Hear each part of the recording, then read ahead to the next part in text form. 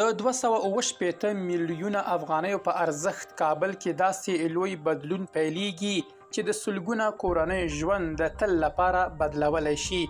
کابل ښاروالۍ په 4مه ناحیه کې د تنظیف ریاست شاته د دوو داسې پرمختللو استوګنیزو بلاکونو د جوړولو عملي چارې پیل کړې چې یوازې د نویو کورونو جوړول نه دي، بلکې د کابل ښار د معیاري او ماډرنې پراختیا یو نوی څپرکی پرانیزي. پوره جزئیات ویډیو کې وګورئ.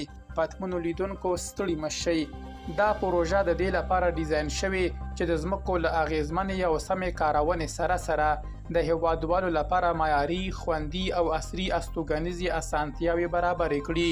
د ښاروالۍ مسؤلان ټینګار کوي چې د دې پروژې په بشپړېدو سره به سلګونه کورنۍ له پرمختللو او مناسبو ښاري اسانتیاوو برخمنې شي او د کابل ښار په دغه برخه کې به د بې نظمه خپلسرو کورونو ستونزه او د ناسمې پراختیا کچه د پام وړ راکمه شي.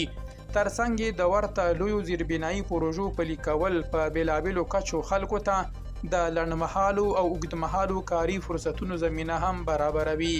کارپوهان په دې باور دي چې د ښاروالۍ دا ډول اقتصادي او پراختیایي هلې ځلې کولی شي په پلازمینه کې د پانګونې جذبول زیات کړي او د ښاري هوساینې ترڅنګ د ځوانانو لپاره د استوګنې او کار په برخو کې شته لاسته راوړنې پیاوړې کړي. خو د پام وړ او په زړه پورې برخه دا ده چې دا یوازې پیل دی. د کابل ښاروالۍ د پلان له مخې دا لومړي 2 بلاکونه د یو ودانیز لوی انقلاب پیلیزه ده، ځکه په نږدې راتلونکي کې به په همدې سیمه کې 36 نور ورته پرمختللي استوګنیز بلاکونه هم ودان شي.